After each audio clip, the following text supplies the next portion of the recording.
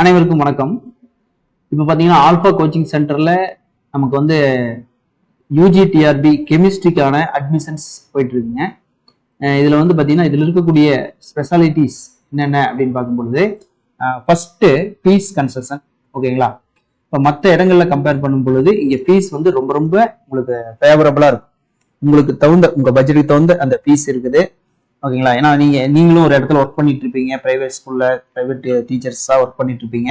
இப்போ அதை பேஸ் பண்ணி உங்களுடைய இதை பேஸ் பண்ணி தான் நம்ம ரொம்ப சார்ஜ் பண்ணாம ஓரளவுக்கு ரீசனபிள் ப்ரைஸா நம்ம ப்ரொவைட் பண்ணிட்டு இருக்கிறோம். இதுல வந்து பாத்தீங்கன்னா அடுத்தது இந்த கிளாஸ் இதை வந்து பாத்தீங்கன்னா both Tamil medium and English medium. ஓகேங்களா? போத் தமிழ் அண்ட் இங்கிலீஷ் மீடியத்துக்கு தனித்தனி கிளாஸ். சில இடங்கள்ல பாத்தீங்கன்னா ரெண்டுக்குமே ஒன்னா எடுத்துருவாங்க. அப்படி இருக்கும்போது ஒரு மீடியத்தில் இருக்கிறவங்களுக்கு இன்னொரு மீடியத்தில் கொஞ்சம் அந்த அண்டர்ஸ்டாண்டிங் ப்ராப்ளம் வரும். ஸ்டார்டிங்ல உங்களுக்கு ஓரளவுக்கு கான்செப்ட் எல்லாம் லேர்ன் பண்ணிட்டீங்க அப்படிங்கும்போது அந்த ப்ராப்ளம் வராது. ஆனால் ஸ்டார்டிங்ல நீங்க ரொம்ப நாள் கேப் ஆயிடுச்சு அப்படிங்கும்போது அந்த மீடியம் ஆஃப் இன்ஸ்ட்ரக்ஷன் அப்படிங்கிறது ஒரு பெரிய ப்ராப்ளம் வரும். அப்படி இருக்கும்போது நம்ம தனித்தனி இதை கன்சிடர் பண்ணி தான் தனித்தனியான அந்த கிளாஸஸ் எடுத்துட்டு இருக்கிறோம். அடுத்தது வந்து பாத்தீங்கன்னா இங்க ஒவ்வொரு கிளாஸ் முடிஞ்சதுக்கு அப்புறமே நமக்கு வந்து பாத்தீங்கன்னா இதை பேஸ் பண்ணி இந்த கிளாஸை பேஸ் பண்ணி கொஸ்டின்ஸ். ஓகேங்களா? கொஸ்டின்ஸ் ஸ்லிப் டெஸ்டா உங்களுக்கு வந்துடும். அடுத்த நாள் வந்து ஸ்லிப் டெஸ்டா உங்களுக்கு வந்துடும். அந்த கிளாஸ்ல இருக்க நடந்த டாபிக் ரிலேட்டடான ஸ்லிப் டெஸ்ட் வரும். அப்ப பார்க்கும்போது நீங்க அந்த ஸ்லிப் டெஸ்ட் வருது அப்படிங்கிறதுனால அந்த டாபிக் படிச்சிருவீங்க. ஓகேங்களா? அதுக்கு அடுத்து அந்த யூனிட் முடிஞ்சதுக்கு அப்புறமே யூனிட் டெஸ்ட். ஓகேங்களா? யூனிட் டெஸ்ட் 1, ஓகேங்களா, யூனிட் டெஸ்ட் 2, 2 டெஸ்ட் வரும். ஓகேங்களா? இந்த 2 டெஸ்ட்டுமே வந்து பாத்தீங்கன்னா அந்த யூனிட்டை பேஸ் பண்ணி ஈச் அண்ட் எவரி டாபிக்கை கவர் பண்ற மாதிரி தான் உங்களுக்கு அந்த யூனிட் டெஸ்ட் வரும். அடுத்தது வந்து பாத்தீங்கன்னா நமக்கு ஒரு 2-3 யூனிட் சேர்ந்துட்டு ஒரு ஆஃப் போர்ஷன் டெஸ்ட், அதுக்கப்புறம் ஒரு 5 யூனிட் சேர்ந்து ஒரு டெஸ்ட், அடுத்தது ஒரு 7 யூனிட், அடுத்து 10 யூனிட் சேர்ந்து ஒரு டெஸ்ட் அப்படின்னு சொல்லிட்டு கம்பைன் பண்ணி ஒரு டெஸ்ட் வரும். அப்படி இருக்கும்போது நீங்க நம்பர் ஆஃப் கொஸ்டின்ஸை ப்ராக்டிஸ் பண்றது வந்து பாத்தீங்கன்னா ரொம்ப ரொம்ப உங்களுக்கு யூஸ்ஃபுல்லா இருக்கும். சரிங்களா? அடுத்தது மெட்டீரியல்ஸ். இதுல மெட்டீரியல்ஸ் பாத்தீங்க அப்படின்னா தமிழ் அண்ட் இங்கிலீஷ் மீடியம். ஓகேங்களா? தமிழ் மீடியமும் இருக்குது, English medium separate materials available. இது வந்து பாத்தீங்கன்னா உங்களுக்கு நாங்களே வந்து கொரியர் பண்ணிடுவோம். ஓகேங்களா? உங்களுடைய அட்ரஸுக்கு கொரியர் பண்ணிடுவோம். ஏன்னா கொரியர் பண்ணும் பொழுது எங்களுக்கு அது காஸ்ட் வந்து பாத்தீங்கன்னா எங்களுக்கு அது லாஸ் தான். இருந்தாலுமே உங்களுக்கு மெட்டீரியல் ப்ராப்பரா ரீச் ஆகணும் அப்படிங்கிற ஒரு அக்கறையில நாங்களே கொரியர் பண்ணிடுவோம். ஏன்னா ஒர்க் அதிகம். கொரியர் பண்ணும்போது உங்களை வர சொல்லி கூட நேரில் வர சொல்லி கூட உங்களுக்கு மெட்டீரியல் கொடுக்கலாம். அதனால உங்களுக்கு உங்களை ஏன் அலைய வைக்கணும் அப்படிங்கிறதுனால நாங்களே மேக்சிமம் மெட்டீரியல்ஸை கொரியர் பண்ணிடுவோம். இதுதான் வந்து பார்த்தீங்கன்னா இதில் இருக்கக்கூடியது. இம்மிடியேட்டா வந்து பார்த்தீங்கன்னா ஒரு கோர்சஸ் ஜாயின் பண்ணிக்கிறது நல்லது. எக்ஸாம் கால்ஃபர் வரட்டும், அதுக்கப்புறம் ஜாயின் பண்ணிக்கலாம் அப்படிங்கிறது நம்மளுடைய இதை தள்ளி போடுற மாதிரி தான் அதோட மீனிங். நம்மளுடைய முயற்சி அப்படிங்கும்போது நம்ம இப்போந்தே ஸ்டார்ட் பண்ணிடுவோம். ஓகேங்களா? ஏன்னா இதுல ஸ்லிப் டெஸ்ட் எல்லாம் நம்ம எடுக்கிறோம், ஸ்லிப் டெஸ்ட் வைக்கிறோம், யூனிட் டெஸ்ட் வைக்கிறோம் அப்படிங்கும்போது அது மற்றவங்க எல்லாம் மார்க் எடுக்கிறாங்க அப்படிங்கும்போது அந்த மார்க்கை நீங்க என்ன செய்வீங்கன்னா கம்பேர் பண்ணுவீங்க. அப்போ ஒரு உதாரணத்துக்கு ஒரு 50 கொஸ்டின்ஸ்க்கு ஒருத்தர் வந்து பாத்தீங்கன்னா 45 மார்க் எடுக்கிறாரு. ஓகேங்களா? நம்ம எடுக்கிறோம் அப்படிங்கும்போது ஒரு 25 மார்க் தான் எடுக்கிறோம் அப்படிங்கும்போது இந்த 45லயே நிறைய பேர் இருக்காங்க அப்படிங்கும்போது உங்களுக்கு அவங்க நிறைய படிக்கிறாங்க அப்படிங்கிற மாதிரி ஒரு மோட்டிவேஷன். ஓகேங்களா? ஒரு காம்படிஷன், ஒரு ஹெல்த்தியான ஒரு காம்படிஷன் மூலமா ஒரு மோட்டிவேஷன் இன்டைரக்டா பில்ட் ஆகும். அதுல நீங்க என்ன செய்வீங்க அப்படின்னா தானாவே படிக்க ஆரம்பிப்பீங்க. இந்த கமிட்மெண்ட்டுக்காக தான் நம்ம இதுல வந்து சேர சொல்றது. சரிங்களா? அதனால இதை எப்ப கொண்டும் டிலே பண்ண வேண்டாம். எக்ஸாம் கால்ஃபர் வந்ததுக்கு அப்புறம் படிக்கலாம் அப்படின்னு சொல்லும்போது அது அப்படியே தள்ளிட்டு போயிட்டே இருக்கும்.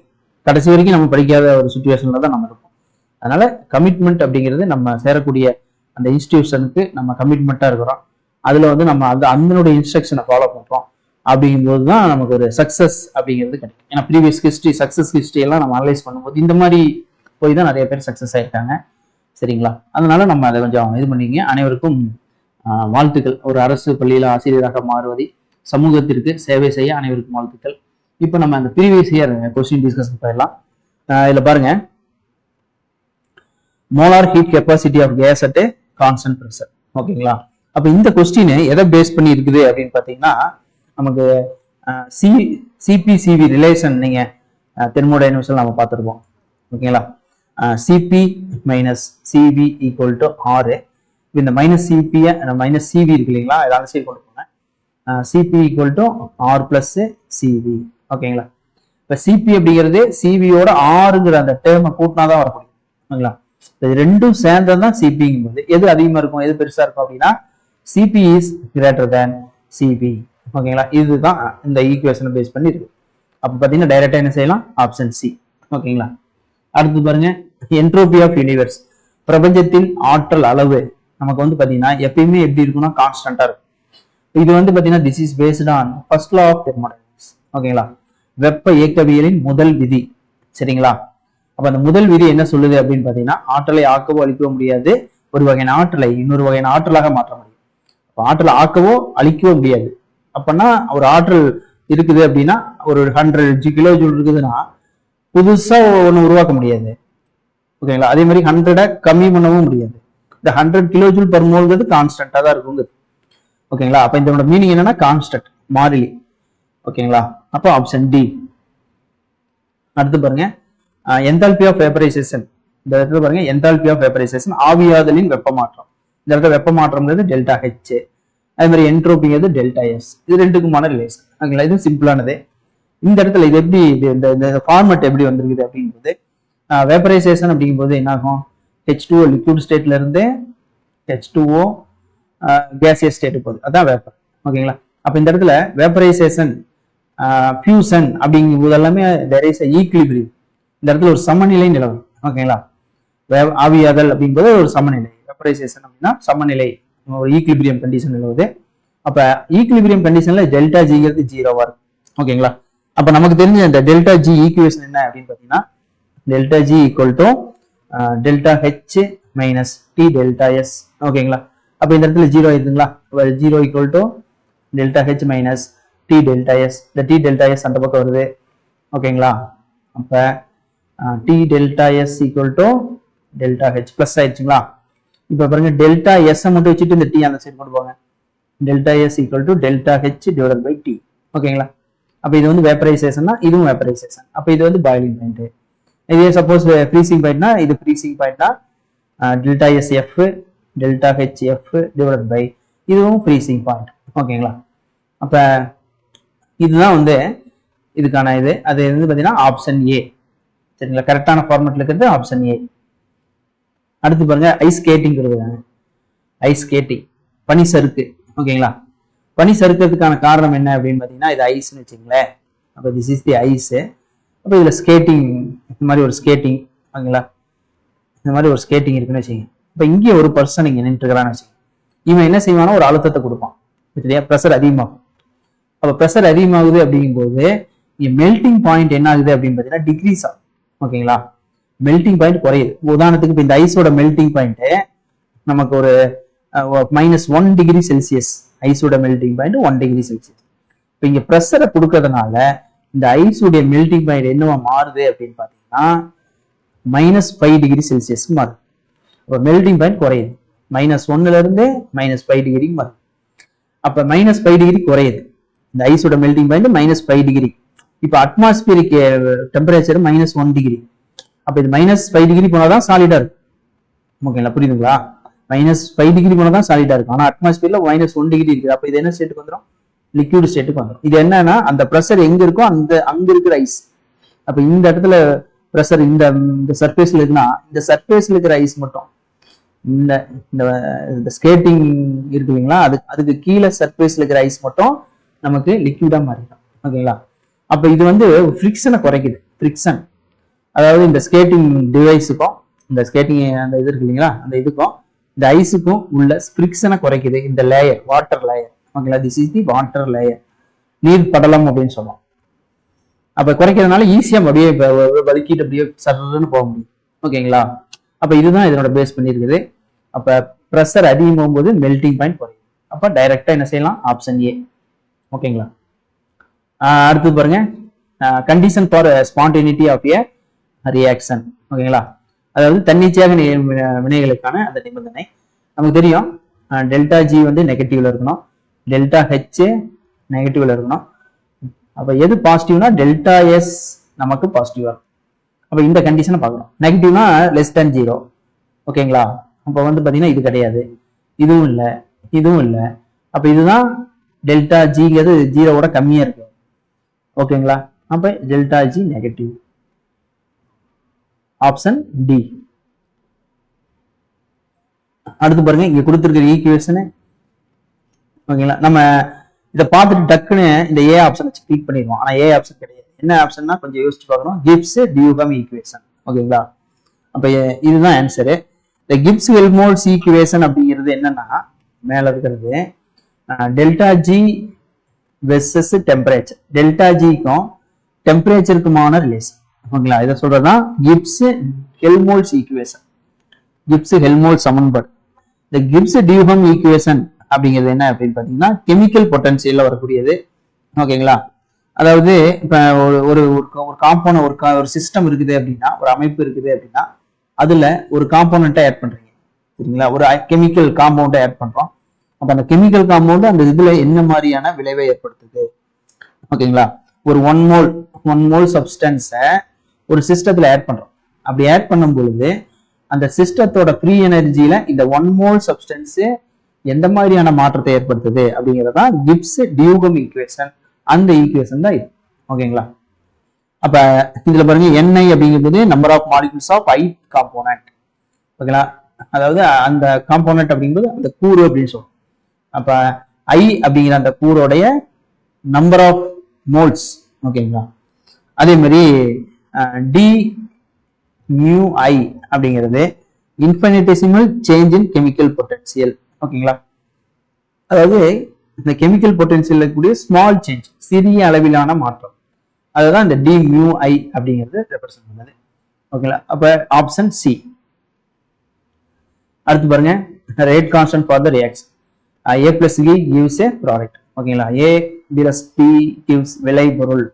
இதனோட வினைவேக மாறிலி K கேட்கறாங்க. ஓகேங்களா, அப்ப இது பாருங்க, A plus B ப்ராடக்ட் விளைபொருள் அப்படின்னு இருந்தாவே இதனோட இது வந்து பாத்தீங்கன்னா செகண்ட் ஆர்டர் ரியாக்ஷன். ஓகேங்களா, செகண்ட் ஆர்டர். ஓகேங்களா, இரண்டாம் வகை வினை.